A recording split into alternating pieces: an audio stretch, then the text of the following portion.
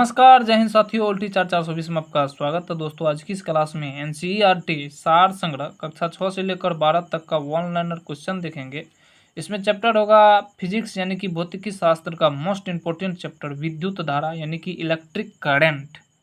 इसमें चैप्टर होगा विद्युत धारा यानी कि इलेक्ट्रिक करंट। जैसा कि आप लोग को पता ही होगा कि विद्युत धारा बहुत ही इंपॉर्टेंट चैप्टर होता है फिजिक्स का। तो चलिए वीडियो की शुरुआत करते हैं। और विद्युत धारा से ऐसा कोई भी एग्जाम नहीं है जहां क्वेश्चन नहीं आता है, तो आप खुद समझते होंगे। तो चलिए वीडियो की शुरुआत करते हैं। हेलोजन लैंप का तंतु किस मिश्र धातु से निर्मित यानी कि बनी होती है? तो टंगस्टन एवं सोडियम धातु से। अगला क्वेश्चन है कि 1 किलोवाट का मान कितना होता है? तो 1 किलोवाट का मान 3.6 गुना 10⁻6 जूल के बराबर होता है।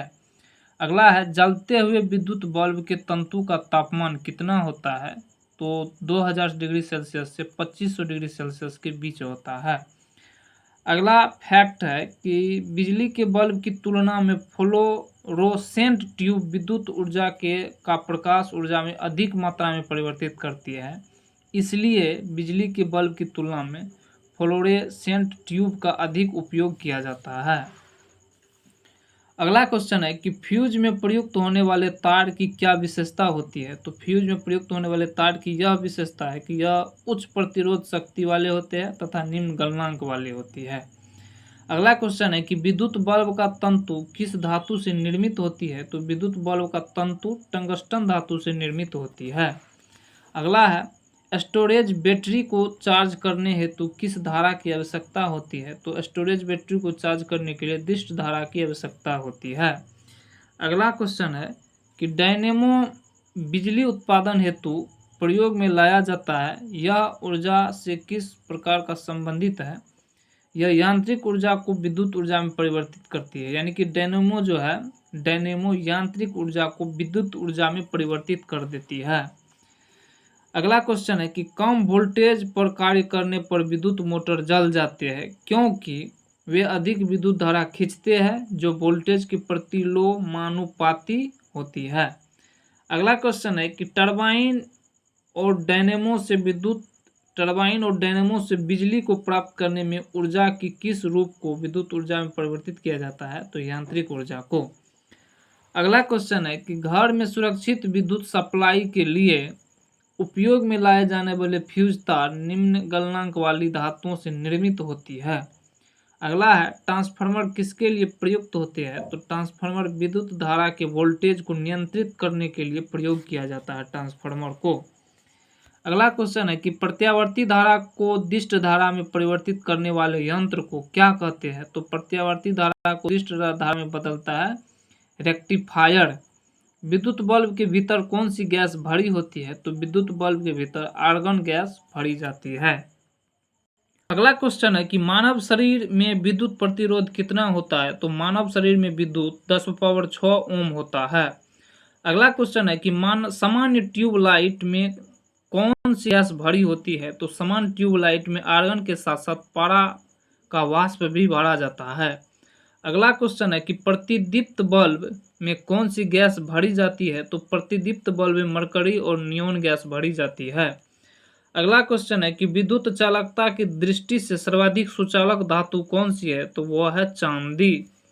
अगला क्वेश्चन है कि पृथ्वी के विभव को शून्य माना जाता है क्योंकि पृथ्वी से कोई आवेश लेने या देने पर इसके विभव में कोई परिवर्तन नहीं होता है, इसलिए पृथ्वी के विभव को शून्य माना जाता है। आर प्रतिरोध वाले एक तार को पिघलाकर उसकी आधी लंबाई के तार में ढाला जाता है, तो तार का नया प्रतिरोध क्या होगा? तो तार का नया प्रतिरोध R/4 हो जाएगा। अगला क्वेश्चन है कि विद्युत आवेश को भंडारित करने के लिए किस उपकरण का प्रयोग किया जाता है? तो विद्युत आवेश को भंडारित करने के लिए संधारित्र यानी कि कैपेसिटर का प्रयोग किया जाता है। अगला क्वेश्चन है कि विभव यानी कि पोटेंशियल क्या निर्धारित करता है? तो आवेश प्रवाह की दिशा को निर्धारित करता है विभव। अगला क्वेश्चन है कि किसी चालक तार के प्रतिरोध पर तापमान बढ़ाने से क्या प्रभाव पड़ता है? तो चालक का प्रतिरोध बढ़ता है। श्वेत प्रकाश को नली में कैसे उत्पन्न किया जाता है? तो श्वेत प्रकाश को नली में तंतु को गर्म करके उत्पन्न किया जाता है। अगला क्वेश्चन है कि विद्युत ऊर्जा को यांत्रिक ऊर्जा में परिवर्तित करने वाली युक्ति को क्या कहते हैं? तो विद्युत मोटर कहते हैं। यानी कि विद्युत मोटर विद्युत ऊर्जा को यांत्रिक ऊर्जा में बदल देता है। अगला क्वेश्चन है कि विद्युत चुंबकीय प्रेरण पर आधारित युक्ति के दो उदाहरण कौन से हैं? तो विद्युत चुंबकीय प्रेरण के आधार पर डायनेमो और विद्युत मोटर, यानी कि डायनेमो और विद्युत मोटर विद्युत चुंबकीय प्रेरण के सिद्धांत पर कार्य करता है। अगला क्वेश्चन है कि प्रत्यावर्ती धारा एवं विभवांतर को मापने के लिए क्रमशः आमीटर और वोल्टमीटर का प्रयोग किया जाता है। अगला क्वेश्चन है कि अतिचालक का प्रतिरोध कितना होता है? तो अतिचालक का प्रतिरोध लगभग 0 के बराबर माना जाता है। त्वरित चालक बनाने के लिए किस धातु का प्रयोग किया जाता है? तो त्वरित चालक को बनाने के लिए तांबा धातु का प्रयोग किया जाता है।